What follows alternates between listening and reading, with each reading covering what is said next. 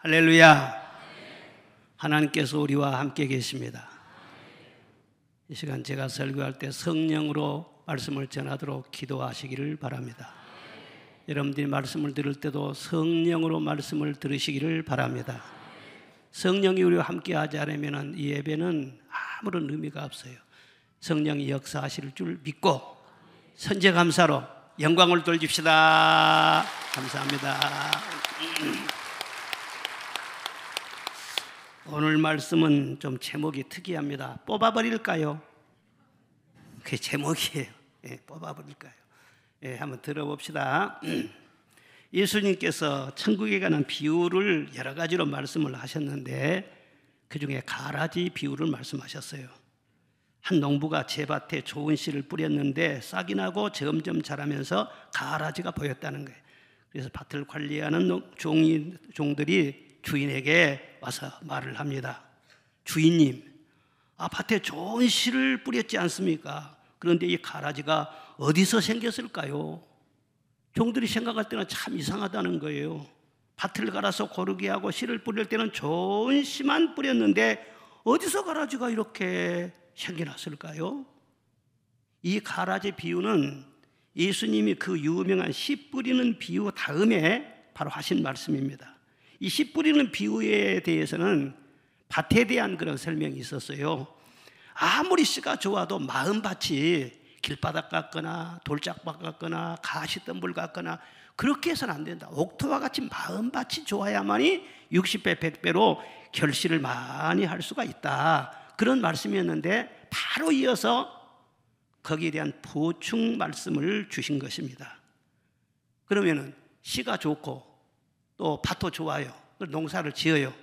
근데 진짜 농사 지어본 분들은 속을 알지만은요, 무엇이 힘드냐? 농사 짓기가 병충해 때문에 힘들고요, 잡초 지어가는 것이 그렇게 힘든 거예요. 이 가라지는 무엇이냐 하면은 바로 밭에 나는 잡초를 말하는 거예요. 이걸 잘 제거하지 못하면은 농사를 절대로 성공적으로 지을 수가 없는 것입니다. 우리 인생도 마찬가지라는 거예요. 하나님이 우리를 사랑하고 마음이 착하고 또 마음이 온순하고 인격적으로 좋은 사람 같아도 이 세상 살아가면서는 가라지를 많이 만나게 돼요. 사람 사는 곳이면 어디든지 가라지가 있어요.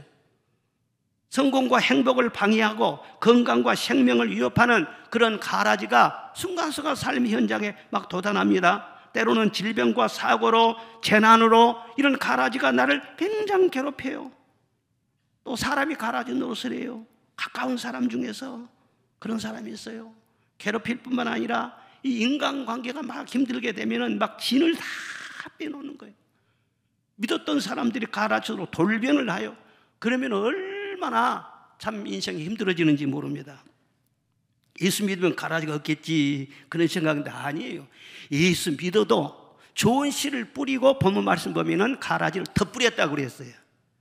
은혜를 받아도요 계속 가라지가 역사해요. 믿음이 있으면은 의심을 주고요, 천국을 주면은요 지옥 같은 고통도 주고요, 그리고요 소망을 주면은 막 절망하게도 하고요, 여러 가지로 가라지가 역사하는 것입니다.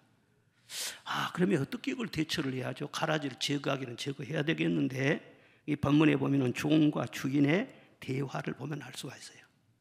이 대처하는 법에 대해서 서로 대화를 하는데 가만히 보면은요 이 주인이 대처하는 방법과 종이 대처하는 방법은 확 차이가 납니다.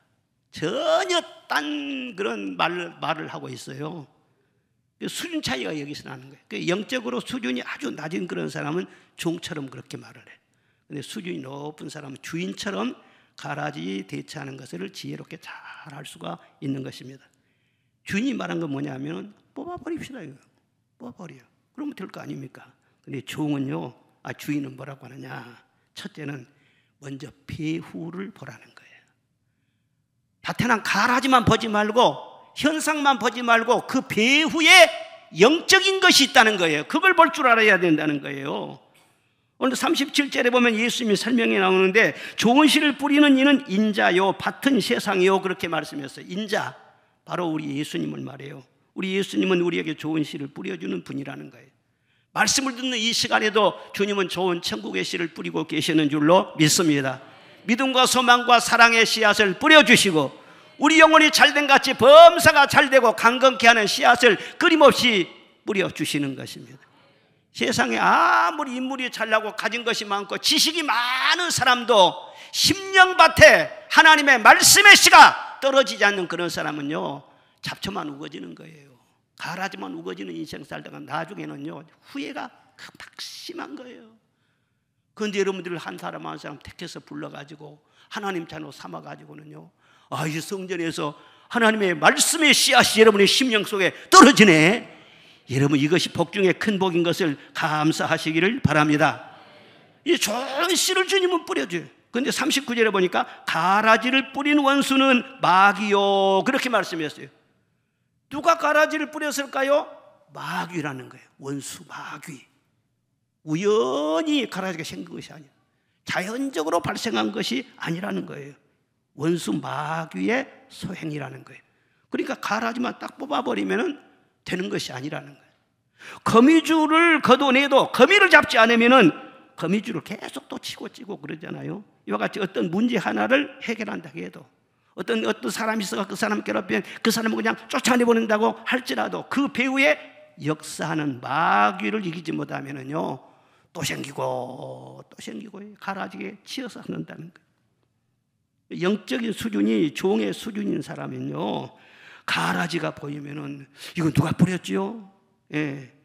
그래서 분명히 누구 탓일 거야. 사람 탓을 하고 환경 탓을 하고 이 사회 구조가 잘못됐으니까 사회 탓을 하고 그렇게 한단 말이에요.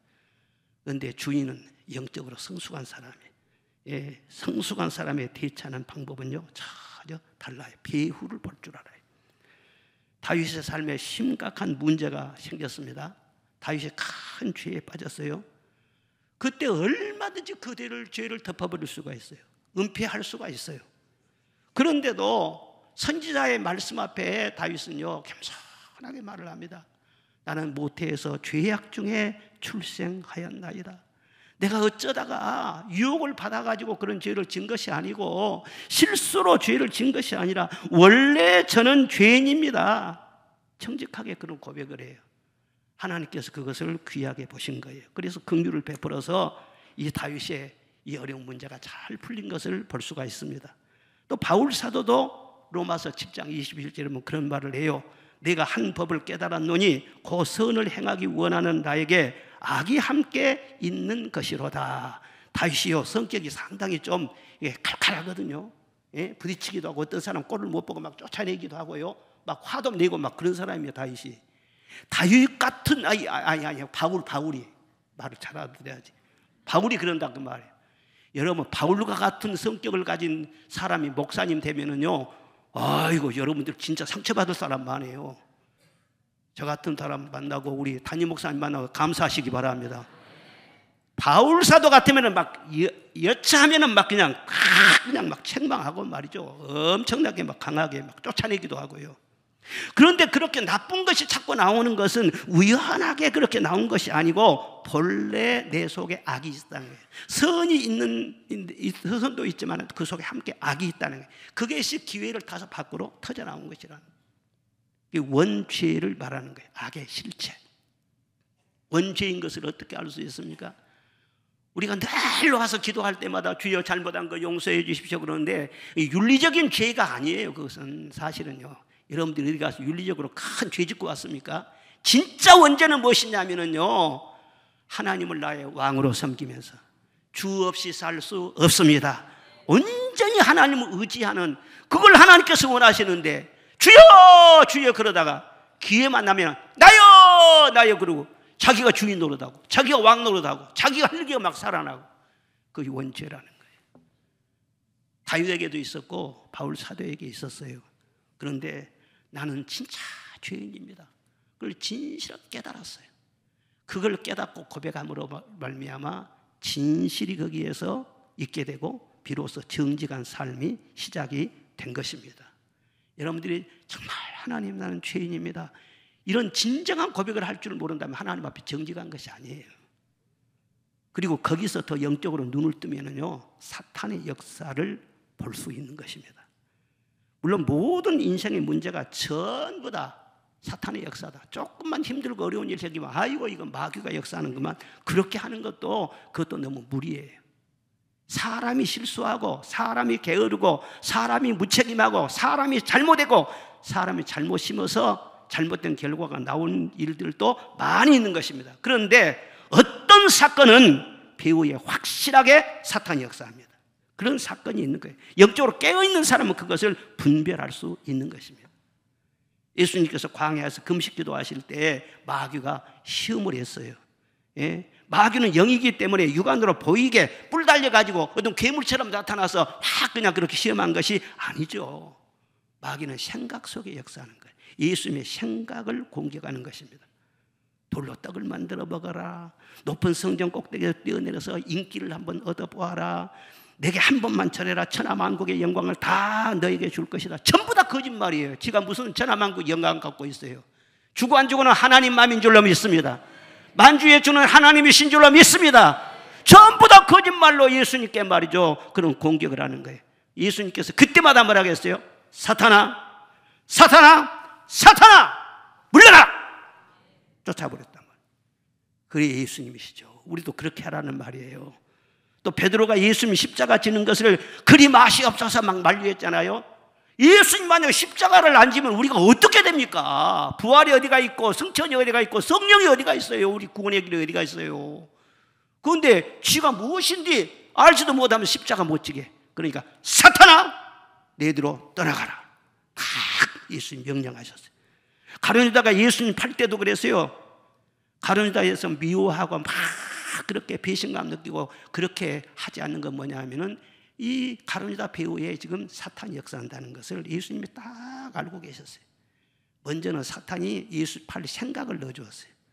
그리고 그 생각을 가지고 계속 도니까는요, 그 다음에 사탄이 직접 그 속으로 쏙 들어갔어요. 사탄에게 싹 유다가요 사로잡히게 돼버렸어요. 아, 그러니까는요 사탄에게 잡힌 사람 보이는 것이 하나도 없습니다. 양심도 안 보이고 의리도 안 보이고 주님으로부터 받은 그런 놀라운 사랑이 있는 거, 그런 것도 안 보이고 오직 돈밖에 안 보여요. 돈. 그래서는요 은 30에다 예수님을요 팔아버렸죠. 예수님께서 그런 모든 걸 알았기 때문에 어떻게 하다 네가 그렇게 됐느냐, 차라리 나지 않았으면 좋을 뻔했다, 그렇게 말씀을 하셨지 네가 그럴 수 있어 막 인간적으로 막 화내고 미워하고 절대 그러지 않았어요. 영적으로 딱 분별해 가지고는요, 이게 너는 완전히 마귀한테 지금 쓰여가지고 그런다. 자, 사울이 다윗을 미워해서 막 죽이려고 쫓아다녔잖아요.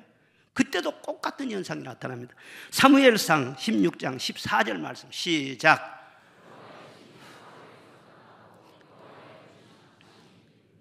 그렇잖아요. 여호와의 신이 사울에게 있었어요. 그러니까 성령 충만할 때는 사울이 참 겸손했어요.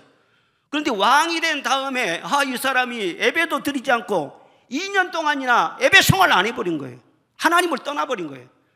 그러니까 성신이 떠나갔어요. 그럼 성신 떠나가면 공백 상태냐? 거기에 악신이 들어왔단 말이에요. 악신이 들어오니까 그때부터 번뇌하게 돼요.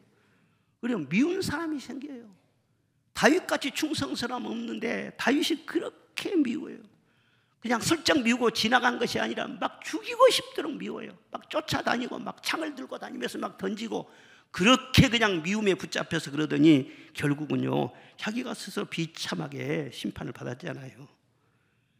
사울이 악신에게 붙잡혀서 그랬다. 사탄의 전략이 무엇이냐 하면은 지금도 사탄은요 돌아다니면서 지 하고 싶은 대로 다 하고 다닙니다. 사람들 붙잡고. 그런데 영적으로 무지하게 해서 사탄의 존재를 모르게 하는 거예요. 그리고 사탄에 대해서 절대 공격도 못하게 딱 만드는 거예요. 믿는 사람도 사탄의 실체를 모르면은요 전부 다 잘되면 내가 잘했어 잘됐다고, 조금 어렵고 그러면 누구 탓이다 누구 탓이고 다 그렇게 말한다. 신학자들도 마찬가지예요. 영적인 이 배후를 모르는 사람들은 아무리 공부를 많이 해도 윤리만 말이에요. 요즘 교회가 어렵다. 왜 어렵냐? 이건 사람의 책임이다, 사회의 책임이다, 뭐 때문에 그런다, 정책의 부재다, 여러 가지 이성적으로, 논리적으로, 윤리적으로만 말한다면 성령의 역사해야만 되고 사탄의 역사는 꺾어야 되고, 그런데 이런 영적인 세계에 대해서는 가만 놔두고 다른 해결책만 한다? 그건 얼마나 공허하게 들린지 몰라요. 하나님을 믿으면서도 영적인 수준이 안 되면은요, 꼭 그렇게 되는 것입니다. 예? 무슨 어려운 일이 있으면은요, 그냥 남 탓 아니면은 착한 사람은 자기 탓이에요. 그래가지고 그냥 자기 스스로 그냥 막 자책하고 스스로 자기를 정죄하고 내가 잘해야 되는데, 이 사탄에게 시달려 그러는데도 자기 자신만 스스로 자꾸 치는 거예요. 그러면은요, 얼마나 그냥 죄책감에 열등감에 그 계속해서 무너지지요. 어떤 사람 환경 탓하고 부모 탓하고 자꾸 남 탓을 하고. 그러나 영적으로 깨어있는 사람은 다릅니다. 물론 내 탓이 있을 때도 있어요. 환경의 어떤 어려움도 있을 수 있어요. 그러나 배후를 딱 보는 것입니다. 이 문제는 사탄의 역사예요. 영적으로 깨어있고 분별하는 사람은요, 알게 되는 거예요. 그리고 사탄을 향해서 다 공격을 하죠. 이 사탄 마귀를 쫓아낼 수 있는 무기는 미사일로도 안 돼, 핵무기로도 안 돼. 하나님께서 우리에게 주신 예수 그리스도의 이름으로. 할렐루야. 믿는 자들에게는 이런 표적이 따르리니 저희가 내 이름으로 귀신을 쫓아내며 그랬단 말이에요. 예수 이름 권세만이 사탄을 쫓아낼 수 유일한 권세가 있는 거예요. 할렐루야. 얼마나 참 놀랍습니까? 군대 가면은요, 개인적으로 다 뭘 주느냐? 화기, 개인 화기, 총을 다 주는 거예요. 예. 지금은 안 보이던데 옛날에 방위병들도요, 총을 다 줘요. 예. 물방위도 총을 다 줘. 총이 없는 사람은 군인이 아니에요. 요즘은요, 총이 계속 개발이 돼가지고는요, 저 진짜로 이 무기가, 방산 무기가 엄청나게 발전했더라고. 이 레이저 총도 있어요. 레이저 탁 쏘면은 날아가는 비행기도 드론 같은 것도 탁 떨어집니다. 우리나라에서 그런 걸 개발해요. 그런데 레이저 총보다도 더 위력이 있는 총이 무엇이냐면 영적인 총이네. 예수 이름으로. 할렐루야. 예수 이름으로 기도하면 하나님이 응답하여 주시고, 예수 이름으로 기도하면 산을 옮겨주시고, 예수 이름으로 기도하면 사탄 마귀가 꺾임을 당하고 원수 마귀가 떠나가게 되고, 영적인 실체를 알아야만 예수 이름을 사용한다는 말이에요. 다 예수 이름, 영적인 그런 놀라운 무기를 줬는데도 이 사탄의 배후를 모르니까는요, 사용을 하지 않아요. 총을 줬어도 사용하지 않으면 자기가 자꾸 이렇게 당하지 않아요. 여러분, 예수 이름으로 자꾸 명령하시기를 바랍니다. 예수 이름으로 기도하시기를 바랍니다. 그리고 권세 있는 하나님의 사람들로 살아야 되지요. 그리고 두 번째가 무엇이냐 그러면요, 둘 다 가만히 둬라. 주인이 그렇게 말을 했어요. 종들이 뭐라고 했습니까? 뽑아버립시다. 그렇게 말한 거예요. 그러면 해결되지 않겠습니까? 이 모든 사람들의 해결책이 항상 그렇습니다. 어떤 문제가 있으면은 못된 사람 하나 제거해버리면 될 것 아닙니까? 직장 생활에 가라지가 생기면은 그 사람 쫓아내든지 내가 사표 쓰고 그냥 나오든지 그러면 되지 않겠어요? 가정에 가라지가 있으면은 가정생활 힘들어 그냥 가출하든지, 너무 힘들면은 그냥 이혼을 하든지, 그러면 그냥 될 것 같단 말이에요. 그리고 사회에 가라지가 너무 괴롭히면은 이민을 가든지, 인생 너무나 살기 힘들고 그러면요, 차라리 그냥 자살해버리든지. 자살하면 끝입니까? 절대 사람은요, 끝이 아니에요. 천국, 지옥이 있습니다. 아멘. 이 세상 사는 삶의 끝이 아니란 말이에요. 그런데 모르니까 우리나라에서 자살하는 사람들이 얼마나 많은지, 자살 생각하는 사람들도 많고. 세상의 해결책은요, 뭔가 괴로운 일이 있다 그러면 해결책이 항상 그런 식이란 말이에요. 그런데 예수님께서는 가만둬라 그렇게 말씀했어요. 문제를 문제시하지 말고, 그 문제를 해결하려고 하지 말고 에너지를 그쪽으로 소모하지 말라. 가라지를 뽑다가 좋은 씨까지 다친다 그랬어요. 가라지는 때가 되면 하나님이 다 알아서 하신다. 가만둬라 말씀했어요. 가라지를 뽑다가 곡식까지 뽑힐 수가 있다는 거예요. 그렇죠? 악한 사람을 벌고 조준다고. 저런 악한 사람은 손을 좀 봐줘야 돼. 그러다가요, 자기가 오히려 더 악해져요. 예, 정의를 세워야지. 막 그냥 길길이 하다가는요, 정의를 오히려 파괴하는 사람이 있어요. 어떤 사람은 나라를 위한다고 막 일어나서 그렇게 하는데 오히려 나라를 분열시키고 나라를 망치는 그런 사람들도 있어요. 뭔가 청산해야 된다, 뭔가 척결해야 된다. 그렇지만 악에 늘 집중하다 보면은요, 자기도 모르는 사이에 자기가 청산해야 할 대상이 돼요. 자기가 점점 악해지는 그런 현상이 일어난단 말이에요. 그러니까 함부로 가라지를 뽑으려고 그렇게 함부로 덤비지 말라, 예수님께서 말씀을 하신 것입니다. 종들은 가라지를 굉장히 부정적으로 보고 있어요. 주님이 가라지가 엄청 많이 났습니다. 이거 가만 내버려 두면은 농사 완전히 망치겠습니다. 이걸 그대로 어떻게 보고만 있겠습니까? 그런데 주인은요, 느긋해요. 뭐 가라지 좀 있다고 해서 좋은 씨들이 훨씬 많잖아, 좋은 곡식들이 훨씬 많지 않아. 그걸 보면서요 그냥 긍정적으로 생각을 해요. 그리고 가라지가 있어서 꼭 해를 끼치는 것만은 아니야. 가라지도 유익된 점이 있을 수 있어. 그런 식으로 말을 하는 것입니다. 유명한 어거스틴은 말하기를 천사는 직접적으로 하나님께 영광을 돌리고 마귀는 간접적으로 하나님께 영광을 돌린다. 아주 지혜로운 말을 한 것입니다. 그렇죠. 꿀벌이 꽃에 가서요 꿀을 훔쳐와요. 꿀이 교회에 있는 것을 어떻게 냄새를 맡고는요 벌이 잘 알아요. 그리고는요 날아가가지고 꽃한테 물어도 안 보고 말이죠, 막 그냥 빨대를 넣어가지고는요 막 뽑아내는 거예요. 꼭 강도질하는 것처럼 그렇게 한다는 거예요. 그래서 이 꽃 입장에서 보면은요 다 뺏기는 것 같고 그렇지만 그러나 결과적으로 보면 어떻습니까? 이리 다니면서 꼬의 꿀을 빨아오고 저리 가서 꿀을 빨아, 그러면서 술을 자꾸 옮기다 보면은 그것 때문에 이 꽃을 피우고 열매를 맺게 되고 다 그렇단 말이에요. 그러니까 이 세상에서 악한 사람이 있어가지고 빼앗기고 불의한 일이 있고 억울한 일이 있고 악이 득시하는 것 같고 그런 것 같지만은요, 높은 차원에서 그 모든 것도 다 하나님이 보고 계시고 하나님이 다스리시는 것입니다. 저마치 먼 입장에서요 딱 보면은요 모든 것이 합력하여 선을 이루게 하시는 줄로 믿습니다.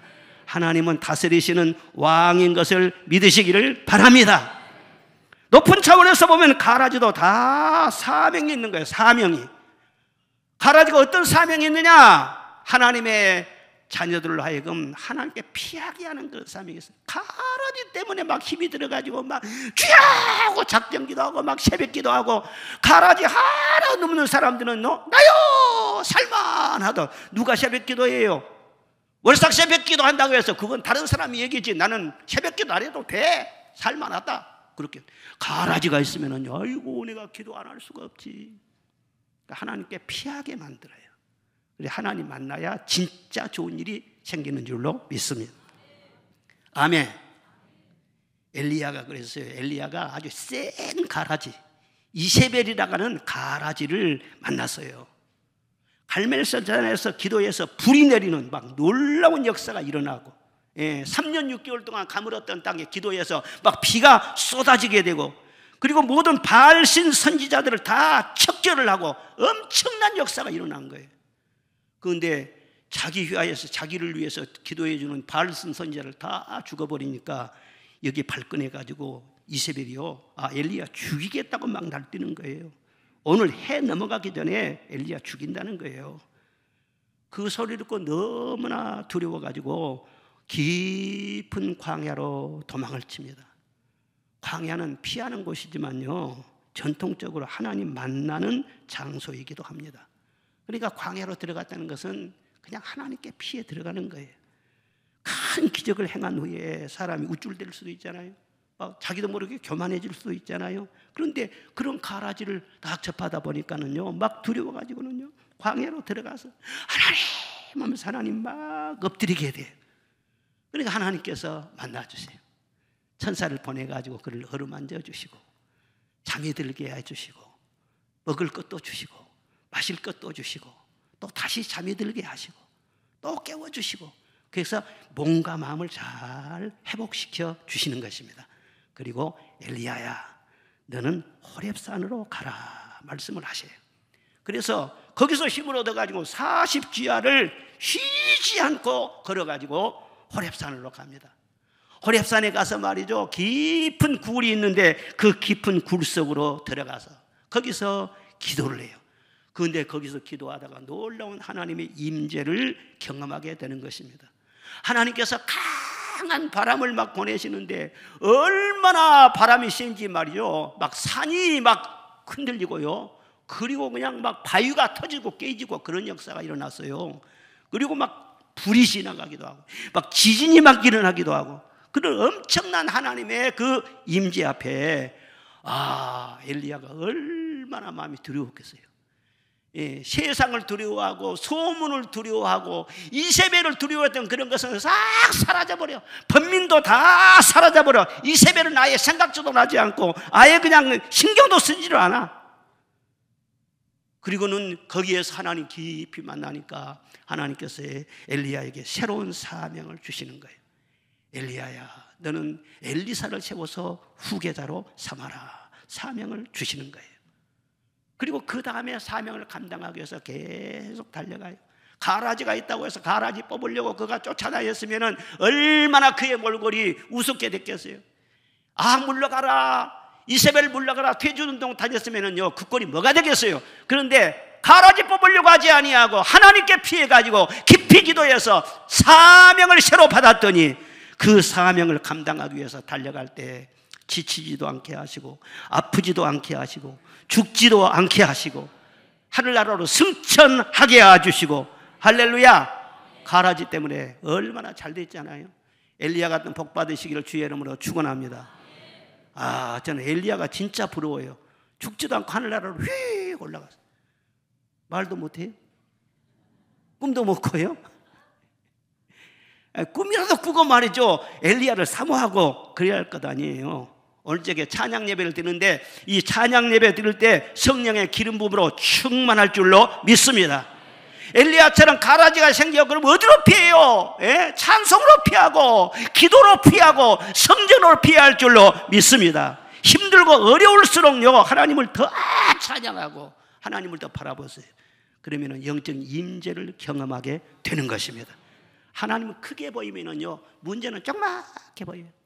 세상도 없고 나도 없고 구속한 주만 보이도다. 할렐루야. 그리고 진짜 하나님 만나면은요 하나님이 새로운 길을 확 열려주시는 거예요. 은혜 받은 것이 최고예요. 여러분들이 개미처럼 팡팡 뛰어다니면서 굴 파고 다녀도 말이죠, 하는 일이 별로예요. 별로. 하나님이 역사하셔야 돼요. 길 열어주셔야 돼요. 하나님께서 새로운 환경도 만들어주시고 새로운 만남도 주시고, 전부 다 성경 보면 그런 얘기가 쫙 나옵니다. 가라지 때문에 복을 받은 거예요. 한나에게는 분인나라고 하는 가라지가 있었어요. 그래서 너무너무 괴로웠어요. 아들도 못 낳는데 늦게 들어온 첫 부인나라가 돼가지고는 그렇게 그냥 막 자기를 괴롭히고 무시하고 눈깔질하고, 기회만 있으면 남편만 안 보기만 하면 막 꼬집고 그냥 막 옆구리 치고 얼마나 그랬어요. 그러면 가라지 재가려고 내 인연아 하고 그냥 같이 싸우고 그랬으면 둘이 똑같이 그냥 돼버린 거예요.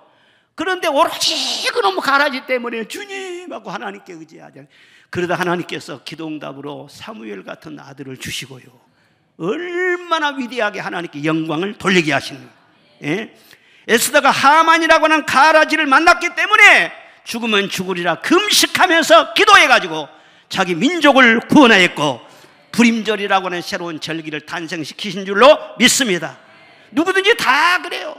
바울 사도도 가라지가 많이 있어서 육체의 가라지, 동족의 가라지, 권세의 가라지, 바다와 위험, 또 광야의 위험, 배신의 아픔, 많은 가라지가 있었어요. 그것 때문에 그가 건강을 잃었습니까? 가라지 때문에 바울 사도가 목회를 못했습니까? 아니에요. 그 가라지 때문에 더 많이 기도하고 더 겸손해지고 다 하나님 의지해. 그래서 성경을 기록할 정도로 엄청나게 큰 업적을 남긴 주의종이 됐다는 거예요. 그러니까 가라지도 높은 차원에서 보면은요 하나님이 쓰시는 거예요. 하나님의 사명이 있는 거예요. 절망하지 마시기를 바랍니다. 부정적으로만 보지 마시기를 바랍니다. 높은 차원의 하나님의 지혜가 있는 것을 늘 고백하시기를 바랍니다. 어떤 사람이 산속에 목장을 크게 짓고요, 수백 마리의 양을 치고 있었습니다.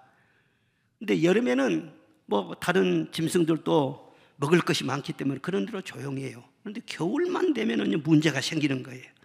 우리의 가둬놓는 이 양들을 노리고 여우라든가 무슨 이리 같은 이런 사나운 짐승들이요, 목장 주위를 어슬렁어슬렁 그냥 자꾸 다니는 거예요. 하면서 울음소리를 내고, 그러면 양들이 막 겁에 질려가지고 벌벌 떨면서 정신없이 막 우리에서 이리 몰리고 막 저리 몰리고 막 그렇게 돌아다니는 거예요. 그러다가 한두 마리씩 잡혀 먹기도 하고. 그래서 하는 수 없이 주인이 이거 뭐 해결을 해야 되겠다. 그리고 사냥꾼 몇 명을 사가지고 근방에 있는 이 사나운 짐승들을 모조리 잡아서 죽이게 했습니다. 이제 그 후로요, 이리 소리도 안 들리고 여우 울음소리도 안 들리고요, 으랑 하는 그런 소리가 없어요. 그러니까 얼마나 평화로워요. 그래서 양들이 무럭무럭 잘 자라고 번식하게 됩니다. 그런데 또 이상한 것은요, 그러다 겨울만 되면은 많은 양들이 얼어서 죽는 거예요. 전과 똑같은 시설인데 왜 이렇게 얼어 죽을까 이상해가지고 원인을 쭉 조사해봤어요. 그랬더니 다른 데 원인이 있는 것이 아니고, 우리 밖에서 짐승 소리가 우르르 하고 들릴 때는요, 양들이 무서워 벌벌 떨면서 막 구리를 막 돌아다니고 하니까는요, 그게 운동이 된 거예요. 막 열이 나가지고는요, 체온이 막 뜨겁고 그러니까는 겨울에도 얼어 죽지 않은 거예요. 그런데 그런 짐승들이 없으니까는요, 그냥 날마다 배불리 처먹고 늘어져라 잠만 그냥 막 쿨쿨 자고, 그러다 보니까는요, 이게 동사한단 말이에요. 얼어서 죽었다는 거예요. 하나님께서 우리를 보실 때 딱 그래요. 어떤 환난이나 시험이나 인간관계의 고통이나 이런 것 때문에 참 힘들고 어렵지요. 그런데 그것으로 인해서 영적인 운동을 하게 하시는 거예요. 더 기도하게 하시고, 더 부르짖게 하시고, 내 영혼을 강하게 하시고, 그래서는요, 능력을 주시고 지혜를 주시고 힘을 길러주시는 거예요. 그래서 더 큰 사명을 감당할 수 있도록 우리를 만들어 가시는 것입니다. 그러니까 우리를 위해서 하나님께서는 높은 차원에서 다 그렇게 하시는 거예요. 그래도 목사님 가라지는 힘들어요, 오늘 이 시간에 뽑아내 주세요, 그런 사람 있어요 없어요? 여러분들은 없어요? 나는 그래도 가라지가 싫어. 아이고, 가라지는요 항상 가까이서 생기는, 가까이서 농사 지을 때 보면은 곡식과 잡초가 뿌리 부분으로 들어가면 딱 엉켜 있습니다. 같이 섞여 있어요.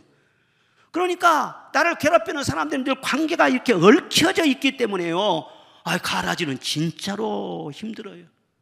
그러다 막 단식하고 막 도망치려고 하는데 도망도 안 되고, 그러다 가라지만 자꾸 보고 있으면은요, 같이 그냥 미워하게 돼. 에이, 내 성질이 그전에 안 그랬는데 저 인간 때문에 내 성질을 다 버렸다니까. 자기도 모르게 자기도 가라지가 되고 있는 거예요, 지금 계속해서. 예. 그래서 어려워요. 그런데 주님께서 말하는 뭐냐면, 세상에 아무리 캄캄해도 너는 빛으로 살아라는 거예요. 세상에 아무리 악해도 너는 선으로 살아라는 거예요. 세상에 아무리 길이 꼬부라져도 너는 의의 길을 가라는 거예요. 그게 믿음 지키는 것 아니겠어요? 그러니까 아무리 미운 사람, 나를 억울하게 하는 그런 사람이 있을지라도 하나님의 자녀들은 어떻게 돼야 되겠어요? 그래도 나는 사랑해야죠. 내 순수성을 지켜야 되는 것이죠. 어떻게 사랑할 수 있을까? 노만 빈센트 필 목사님이라는 유명한 분이 있어요. 그분이 오래전에 적극적인 사고방식이라는 책을 썼어요. 그래서 제가 학교 다닐 때 그 책을 아주 즐겁게 읽어요. 굉장히 유익한 그런 내용이 많습니다. 오래전에 그걸 넣어놨다가는 다시 꺼내가지고는 그 책을 읽어봤다니까요.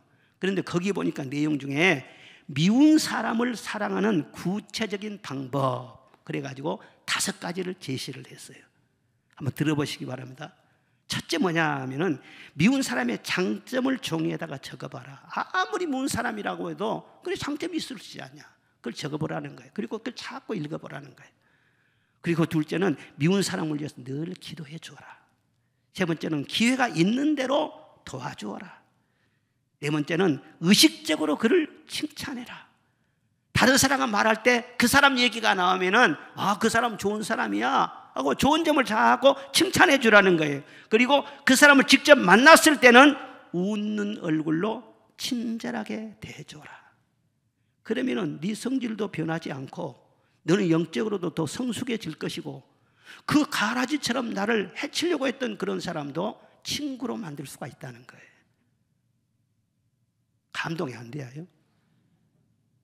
내 말이 아니라 노만 빈센트 필 박사의 말이라니까요. 감동돼요? 속으로 그런 것 같아. 그래도 미운 사람은 손을 봐줘야 돼요. 그런 것 같아.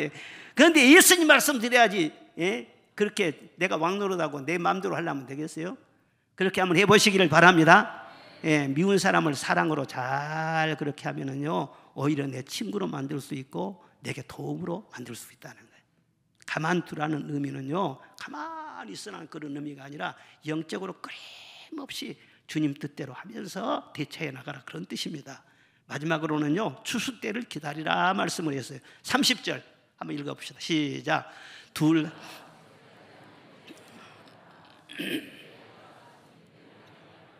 가라지는 먼저 거두어 불사르게 단으로 묶고 곡식은 모아 내 곡간에 넣으리라 하리라. 아멘.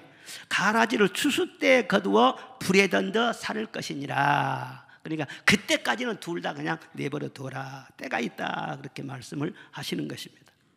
반드시 하나님은 가라지를 거두어서 불사른대요. 가라지가 좋은 곡식은 못 되는 것입니다.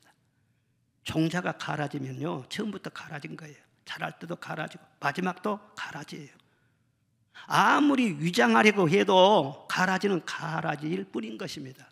씨앗도 가라지고 뿌리도 가라지고 줄기도 가라지고 그 열매도 가라지예요.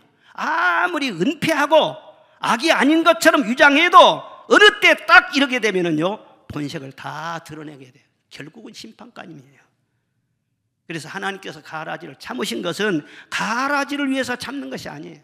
가라지가 변해서 좋은 곡식이 되기를 기다리는 것이 아닌 것입니다.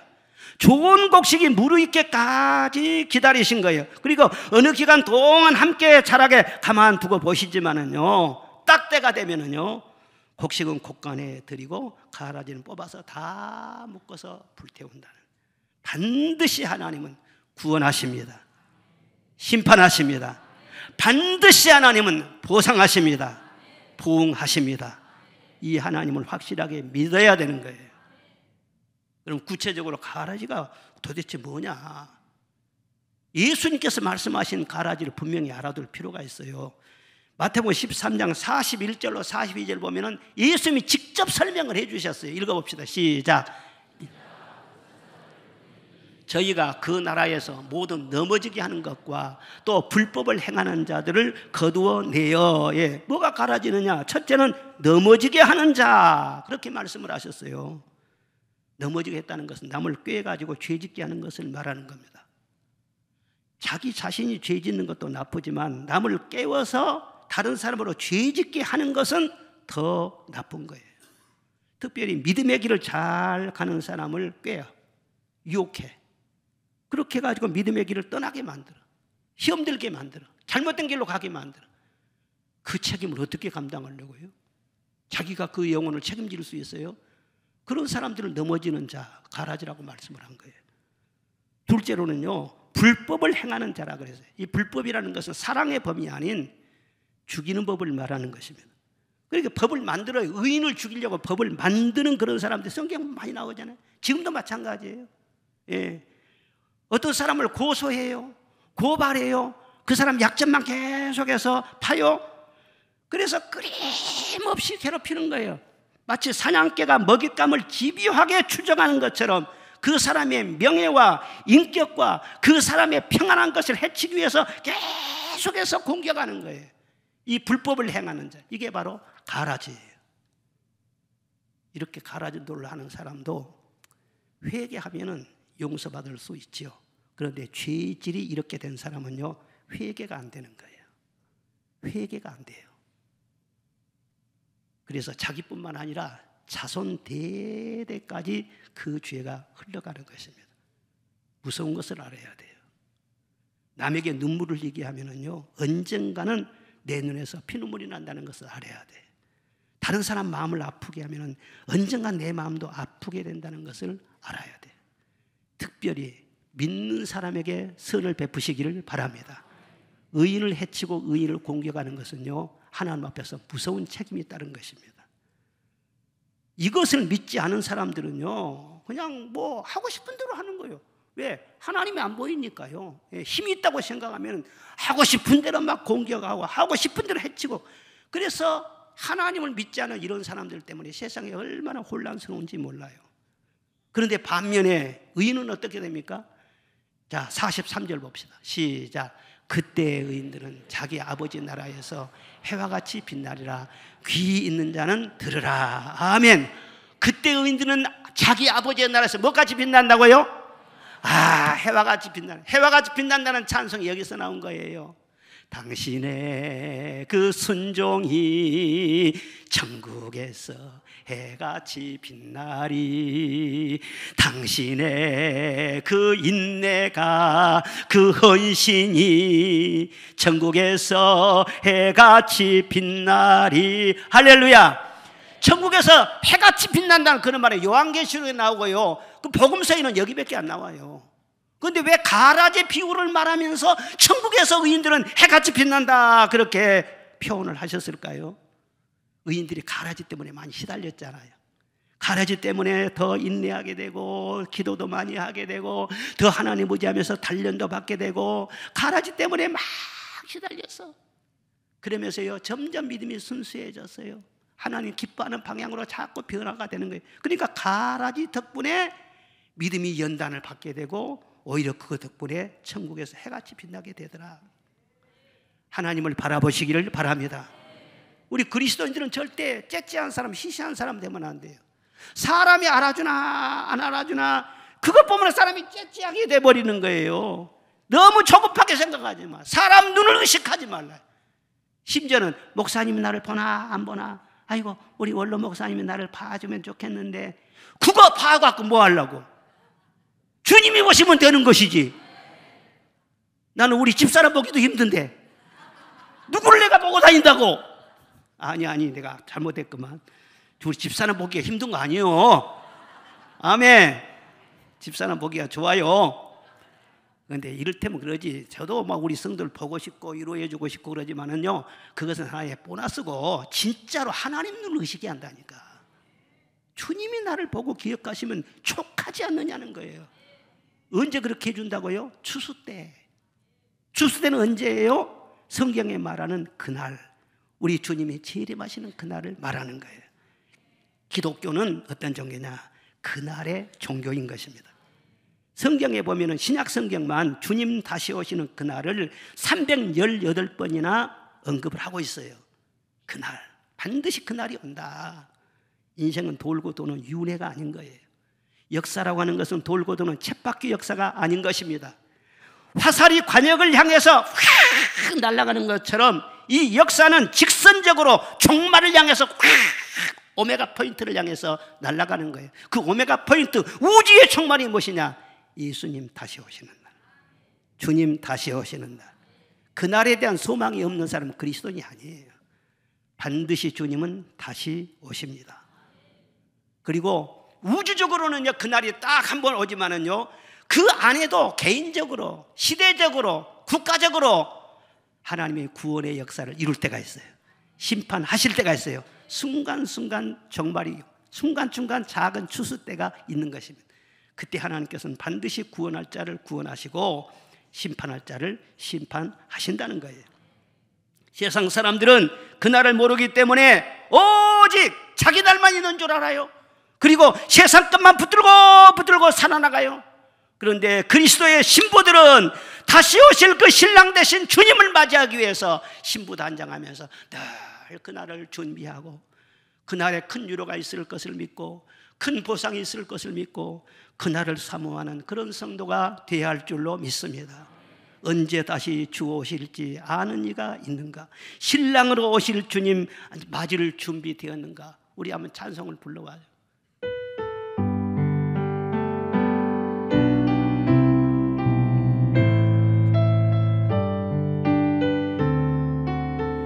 여러분의 고백을 하시기 바랍니다. 언제 다시 주 오실지 아는 이가 있는가. 신랑으로 오실 주님 맞을 준비되었는가. 기름 없는 등불 들면 주님 만날 수 없어. 재림나 발소리 나면 예비할 수도 없어. 잠시 머물 이 세상은 헛된 것들 뿐이니 주를 맞을 준비함이 금보다 더 귀하다. 주를 맞을 준비함이 금보다 더 귀하다. 할렐루야! 우리의 소망은 예수님의 재림이에요. 우리가 몇 년 동안 이 세상에 더 머물겠습니까? 이 세상은 버스 정거장 같아. 인천공항과도 같아. 우리는 다 대기조예요. 금방금방 주님 만나러 가는 거예요. 할렐루야. 그날이 영광의 날이 될 줄로 믿습니다. 주의 날은 하루가 천년같이 천년이 하루처럼 그렇게 하나님이 관리하신다고 말씀하셨어요. 그러나 개인적인 그런 그날은 오늘일 수도 있고 내일일 수도 있어요. 항상 깨어서 준비해야 돼요. 그날은 하나님의 날이에요. 그날 우리는 아무것도 할 수 없어요. 그러나 오늘은 나의 날이에요. 오늘 그날을 위해서 준비할 수 있습니다. 동이 트기 전에는 가장 어둡듯이 그날이 가까울수록 악의 세력이 득세하고 세상은 더 타락하고 환란이 더 심해진다고 했어요. 그걸 우리가 이 세상에 보고 있지 않습니까? 가라지치가 한다고 같이 미워하고 같이 악해지고 변질되지 말고 주님을 기다리며 순결한 그리스도의 신부로서 정죄를 지키면서 사시기를 바랍니다. 악한 세상만 있는 것 같지만 주의 손이 여러분을 보호하실 줄로 믿습니다.